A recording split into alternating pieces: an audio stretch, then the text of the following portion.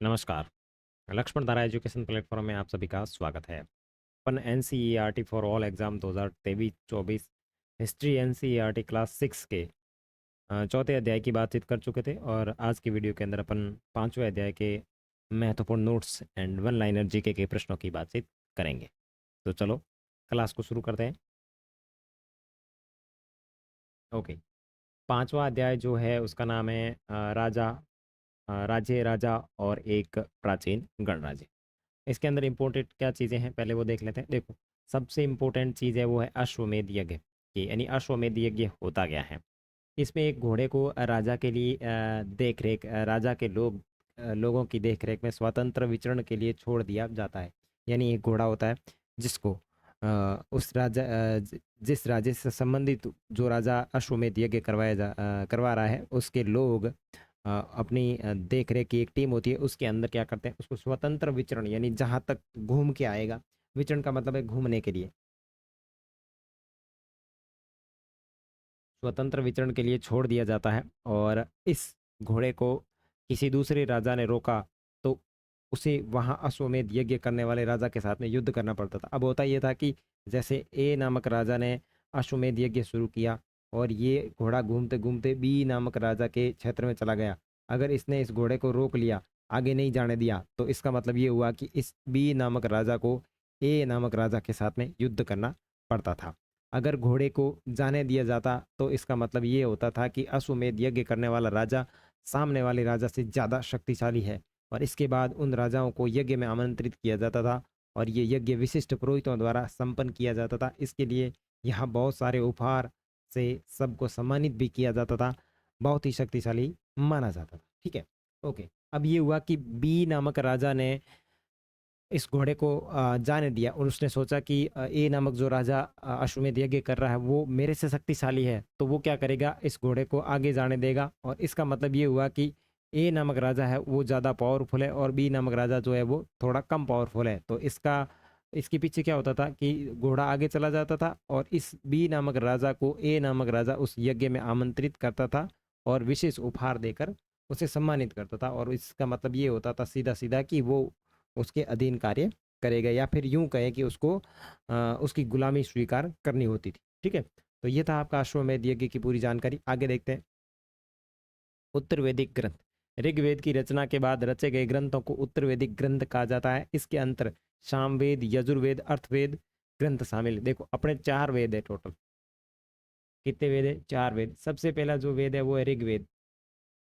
ऋग्वेद, ऋग्वेद के बाद में जितने भी वेद लिखे गए पहले नंबर पे ये वेद है भाई। ऋग्वेद का मतलब ये हुआ कि मतलब ये जो वैदिक काल है ना, ये दो भागों में विभाजित होता है। एक तो ऋग्वेदिक काल और दूसरा उत्तर वैदिक काल। यानी जो ऋग्वेद का टाइम था वो ऋग्वेदिक काल कहलाया, और उत्तर वैदिक का मतलब ये हुआ कि ऋग्वेद के बाद में लिखे जाने वाले जितने भी वेद है वो सारे उत्तर वैदिक ग्रंथ कहलाए। ठीक है, उत्तर वैदिक ग्रंथों के अंदर कौन कौन सा कहलाया?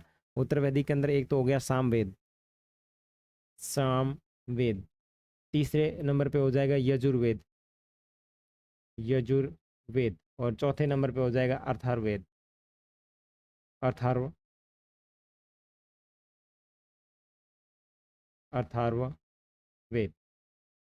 ठीक है, तो ये जो तीन है, सामवेद, यजुर्वेद और अथर्ववेद, ये जो कहलाते हैं वो कहलाते हैं उत्तर वैदिक काल, यानी उत्तर वैदिक काल में लिखे गए ग्रंथ। ठीक है, उसके बाद में पुरोहितों ने लोगों को चार वर्गों में विभाजित किया जिन्हें वर्ण कहते हैं। देखो, अपन वैदिक काल की बात करते हैं तो वैदिक काल के उस जमाने में जो पुरोहित होते थे, यानी उच्च कुल के जो लोग होते थे, उन लोगों ने इस समाज को चार भागों में विभाजित किया जिसको वर्ण नाम की संज्ञा दी जाती थी, जिसको अपन इतिहास के अंदर अच्छे तरीके से पढ़ेंगे, जिसको बोलेंगे वर्ण व्यवस्था, वर्ण व्यवस्था। ठीक है, पहला वर्ण ब्राह्मण था। ध्यान रखें, पहला जो प्रथम वर्ण जो है वो ब्राह्मण था, जो वेदों का अध्ययन और यज्ञ करवाने से संबंधित काम करते थे। ठीक है, पहला वर्ण जो है वो ब्राह्मण था जो वेदों का अध्ययन और यज्ञ करवाने से संबंधित काम करता था। उसके बाद में दूसरा स्थान जो है वो शासकों का था, जिन्हें क्षत्रिय कहा जाता था और जिनका काम होता था युद्ध में लोगों की रक्षा करना। जिसका क्या क्या काम होता था? युद्ध में लोगों की रक्षा करना। पहला काम ब्राह्मण का हो गया, जो क्या करता था कि जो वेद होते थे उन वेदों को एक तो अध्ययन करना या फिर उनका यज्ञ करते टाइम उसका क्या करना, मंत्रोच्चारण करना, ये पहले वर्ण का काम होता था जो होता था ब्राह्मण। और उसके बाद में दूसरे स्थान पर शासकों का नाम आता है जिन्हें क्षत्रिय कहा जाता था और जिनका काम होता था युद्ध में लोगों की रक्षा करना। तो दो चीज कंप्लीट हुई। पहला कौन सा है, ब्राह्मण। पहला ब्राह्मण, वर्ण व्यवस्था के अंदर पहला ब्राह्मण जो क्या करता था, एक तो यज्ञ करता था, दूसरा वेदों का अध्ययन करता था। ठीक है, वेद स्टडी करते थे। और उसके बाद में आते हैं शासक, जिसको क्षत्रिय कहा जाता था और उसका काम होता है युद्ध करना, यानी युद्ध में लोगों की रक्षा करना या लोगों की रक्षा के लिए युद्ध करना। और तीसरे स्थान पर आता है विश्य या वैश्य, जिनका काम होता था कृषि तथा पशुपालन या फिर व्यापारी। और तीसरे नंबर पे कौन आता है, वैश्य। वैश्य जो क्या काम करते थे, कृषि करते थे, पशुपालन करते थे, और जो जितने भी व्यापार के लोग थे वो सारे के सारे इसमें आते थे। उसके बाद में लास्ट जो आता है अंतिम स्थान पर वो आता है शूद्र। इनका काम होता था इन तीनों वर्णों की सेवा करना। ये जितने भी तीन आपके वर्ण हैं समाज के अंदर, ब्राह्मण, शासक और वैश्य, इन तीनों की सेवा करने के लिए जो रखा जाता था उसे कहा जाता था शूद्र, यानी सबसे निम्न जो स्तर होता था वो शूद्र होता था। और महिलाओं तथा शूद्र लोगों को वेदों का अध्ययन करने का अधिकार नहीं था। ये विशेष रूप से ध्यान रखें कि जो शूद्र लोग थे उन शूद्र लोगों को वेदों का अध्ययन करने का कोई भी अधिकार प्राप्त नहीं था। यह वर्ण व्यवस्था जन्म आधारित होती थी। जैसे अगर कोई व्यक्ति ब्राह्मण के घर जन्म लेता है तो वो ब्राह्मण ही बनेगा। देखो, यह वर्ण व्यवस्था कैसी थी, जन्म आधारित व्यवस्था थी। अगर कोई व्यक्ति ब्राह्मण के घर जन्म लेता है, किसके घर जन्म लेता है, ब्राह्मण के घर जन्म लेता है, तो ब्राह्मण ही बनेगा। यानी वर्ण व्यवस्था जो थी वो क्रम आधारित नहीं थी, जन्म आधारित थी। क्रम का मतलब कौन सा कर्म कर रहा है उसके आधार पर नहीं, जन्म आधारित। अगर ब्राह्मण के घर जन्म लेता है तो वो ब्राह्मण के जितने भी कार्य है वो करेगा। क्षत्रिय में जन्म लेता है यानी शासक के घर में जन्म लेता है तो क्षत्रिय से संबंधित कार्य करेगा। अगर वैश्य के घर में जन्म ले रहा है तो वैश्य से संबंधित कार्य करेगा। और शूद्र के घर में जन्म ले रहा है तो शूद्र के जितने भी वर्ण व्यवस्था में कार्य विभाजित किए गए थे उनके अकॉर्डिंग काम करेगा। तो यहाँ आपको विशेष रूप से ध्यान रखना है कि वैदिक काल के समय जो वर्ण व्यवस्था थी वो चार भागों में विभाजित थी, ब्राह्मण, शासक, वैश्य और शूद्र। और इसमें जो शूद्र लोग होते थे उन्हें वेदों का अध्ययन करने का अधिकार प्राप्त नहीं था। और ये जो वर्ण व्यवस्था थी जन्म आधारित थी। उसके बाद में मोस्ट इंपोर्टेंट, ऐसे मर्दभांड जिनके ऊपर किसी भी प्रकार की कोई चित्रकारी होती है उसे चित्रित धूसर मर्दभांड या चित्रित धूसर पात्र कहा जाता है। तो ये विशेष रूप से ध्यान रखें। अपने को इतिहास के अंदर कुछ ऐसे मर्दभांड प्राप्त हुए जिसके ऊपर कोई विशेष कलाकारी या फिर डिजाइन की गई है, जिसे कहा जाता है चित्रित धूसर मृद भांड, यानी मिट्टी के बर्तन, या फिर चित्रित धूसर पात्र कहा जाता है। तो ये विशेष रूप से ध्यान दें कि मृद भांड या चित्रित धूसर मृद भांड क्या है। तो इतिहास के अंदर ऐसी चीजें प्राप्त हुई है जिसके ऊपर कोई ना कोई विशेष प्रकार की चित्रकारी की गई हो। उसके बाद में है मगध जनपद। मगध एक सबसे महत्वपूर्ण जनपद था जो गंगा और सोन नदियों की सीमा पर निर्मित मतलब सीमाएं बनाता था। यानी गंगा और सोन नदियां जो आपस में मिलती है, गंगा और सोन नदी, यहाँ पे जो स्थित था वो आपका कौन सा साम्राज्य स्थित था, मगध। एक तरफ से गंगा आ रही है, दूसरी तरफ से सोन आ रही है। तो सोन और गंगा नदी के किनारे या सोन और गंगा की सीमाएं बनाने वाला जनपद है वो मगध जनपद है। मगध में दो बहुत ही शक्तिशाली शासक हुए। एक तो हुए थे बिंबासार, बिंबासार, ठीक है, क्या नाम है, बिंबासार। और एक हो गए थे अजात शत्रु। अजात शत्रु नाम भी बड़ा खतरनाक है, अजात शत्रु। बिहार की का राजगिरी कई सालों तक मगध की राजधानी रहा। बाद में पाटलिपुत्र राजधानी ट्रांसफर कर दी गई। तो ध्यान रखना, जो बिहार है इस बिहार के अंदर एक स्थान है राजगिरी, जो काफी समय तक मगध की राजधानी रहा। और उसके बाद में राजगिरी को ट्रांसफर करके मगध की राजधानी जो है वो पाटलिपुत्र बना दी गई। ठीक है, उसके बाद में एक वज्जी करके जनपद आता है, उसके बारे में भी देख लेते हैं। वज्जी मगध का एक शक्तिशाली राज्य था जिसकी राजधानी वैशाली बिहार थी। देखो, वज्जी जो है वो मगध का एक शक्तिशाली राज्य था, न कि जनपद, क्योंकि मगध जनपद काफी बड़ा क्षेत्र था। तो वज्जी एक शक्तिशाली राज्य था जिसकी राजधानी वैशाली यानी बिहार थी। और यहाँ एक अलग ही किस्म की शासन व्यवस्था थी जिसे गण या संघ कहा जाता था। वज्जी के अंदर जिस प्रकार की शासन व्यवस्था विद्यमान थी उसे गण या संघ के नाम से जाना जाता था। वज्जी संघ का वर्णन दिग्ग निकाय से लिया गया। एक नई जानकारी मिलती है कि वज्जी संघ का जो वर्णन है वो एक दिग्ग निकाय से लिया गया। और दिग्ग निकाय जो है वो एक बौद्ध धर्म का प्रसिद्ध ग्रंथ है जिसमें बुद्ध ने कई व्याख्यान दिए हैं। तो ये जो वज्जी है, वज्जी संघ जो है, इसका वर्णन अपने को जो मिलता है वो एक दिग्ग निकाय ग्रंथ है, दिग्ग निकाय।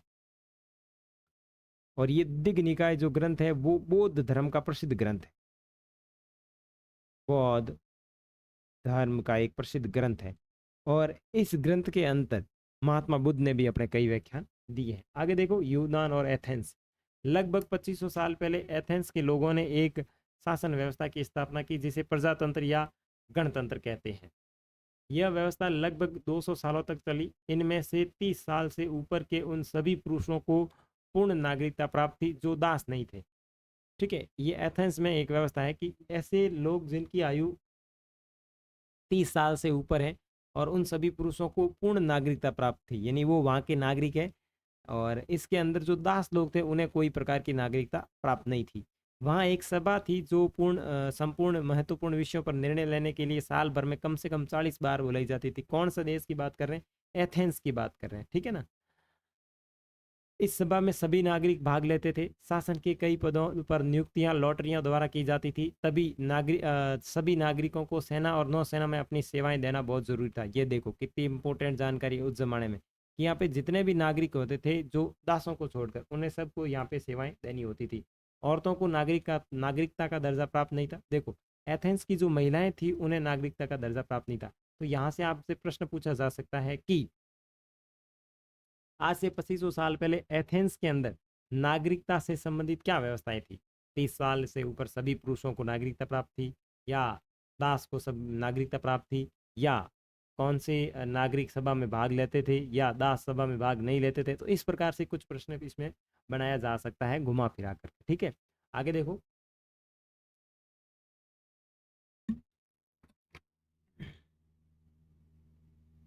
व्यापारियों तथा शिल्पकारों के रूप में एथेंस में रहने और काम करने वाले बहुत से विदेशियों को भी नागरिकता अधिकार नहीं मिले थे। एथेंस में खदानों, खेतों, घरों और कार्यशालाओं में काम कर रहे दासों को भी नागरिकता का अधिकार नहीं था। ये ध्यान रखना कि एथेंस के अंदर जो शिल्पकार काम करते थे या जो व्यापारी काम करते थे, काम करने वाले बहुत से विदेशियों को नागरिकता का अधिकार प्राप्त नहीं था। एथेंस में खदानों, खेतों, घरों और कार्यशालाओं में काम करने वाले दासों को भी नागरिकता का अधिकार नहीं प्राप्त था। और यहाँ मैप है, इस मैप के अंदर आप देख सकते हैं कि कौन सी नदी किसकी सहायक नदी है। देखो, सिंधु नदी, झेलम नदी, चेनाब, रावी, सतलुज, व्यास, ये यहाँ पे हस्तिनापुर। ठीक है, ये महत्वपूर्ण जनपद है, हस्तिना जनपद। उसके बाद में ये यहाँ पे तक्षशिला कहाँ कहाँ है। उसके बाद में उज्जैन, देखो अवंती और नर्मदा नदी के पास, कौशाम्बी, वैशाली, ये देखो मगध, ये देखो वज्जी, हाँ, ये सारी चीज़ें देखो। और ये देखो मगध कहाँ स्थित है, ये आपकी गंगा नदी आ रही है और ये आपकी सोन नदी जा रही है। गंगा और सोन नदी के किनारे पर कौन सा साम्राज्य स्थित था? मगध साम्राज्य। ठीक है ना, इस तरीके से। आगे देखो, मोस्ट क्वेश्चन आगे। उत्तर वैदिक ग्रंथों की संख्या कितनी है? देखो, उत्तर वैदिक ग्रंथों की संख्या 3 है, सामवेद, यजुर्वेद और अथर्ववेद। पुरोहितों द्वारा लोगों को कितने वर्णों में विभाजित किया गया? तो 4 वर्णों में विभाजित किया गया, जिसमें कौन है? ब्राह्मण, क्षत्रिय, वैश्य तथा शूद्र। और इसमें सबसे निम्न जो माना जाता था शूद्र को माना जाता था, और उच्च को, जो उच्च थे उन्हें ब्राह्मण माना जाता था। उत्तर वैदिक काल में कृषकों द्वारा की जाने वाला फसल का 1/6 हिस्सा क्या कहलाता था? वो भाग कहलाता था। ठीक है, मगध जनपद से कौन कौन सी महत्वपूर्ण नदियां बहती है? गंगा व सोन नदी बहती है। सिकंदर कहाँ का राजा था? मैसिडोनिया का राजा था। किस नदी के पास सिकंदर की सेना ने भारतीय राजाओं से युद्ध करने से इनकार कर दिया?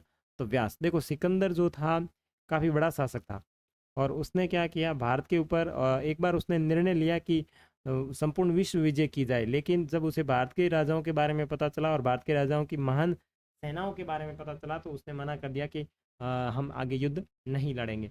मगध की प्रारंभिक राजधानी कौन सी थी? तो मगध की प्रारंभिक राजधानी राजगृह थी। राजगृह के बाद मगध की राजधानी पाटलिपुत्र को बनाया गया। और वज्जी जनपद किस प्रकार की व्यवस्था से एक अपने आप में पहचान रखना है? तो गण अथवा संघ के नाम। और वज्जी संघ का वर्णन किस बौद्ध ग्रंथ से लिया गया है? तो दिग्ग निकाय से लिया गया है। प्रजातंत्र एवं गणतंत्र की सर्वप्रथम स्थापना कहाँ पे हुई? एथेंस के अंदर होती है, 2500 वर्ष पूर्व।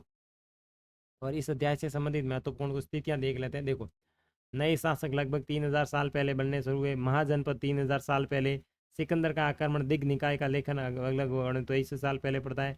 गण या संघ राज्यों का अंत 1500 साल पहले। उपयोगी शब्द क्या है? देखो, राजा क्या होता है?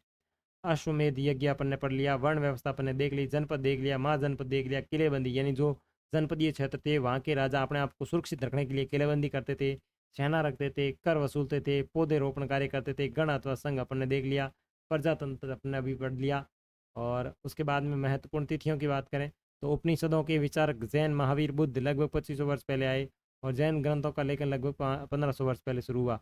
और ये तृष्णा, प्राकृत आत्मा, ये वगैरह अपन सारे छठे अध्याय के अंदर पढ़ेंगे। तो मिलेंगे छठे अध्याय में, तब तक के लिए बाय बाय। अन्य इसकी वीडियो देखने के लिए अभी विजिट करें प्लेलिस्ट के अंदर। अन्य बहुत सारी आपको प्लेलिस्ट दे रखी है, तो वहाँ पे जरूर करके विजिट करके जरूर देखें। ठीक है, मिलेंगे नए वीडियो में जिसके अंदर अपन छठे अध्याय, नए प्रश्न, नए विचार के बारे में बातचीत करेंगे। अगर चैनल के ऊपर नए हैं तो इसको सब्सक्राइब जरूर करें।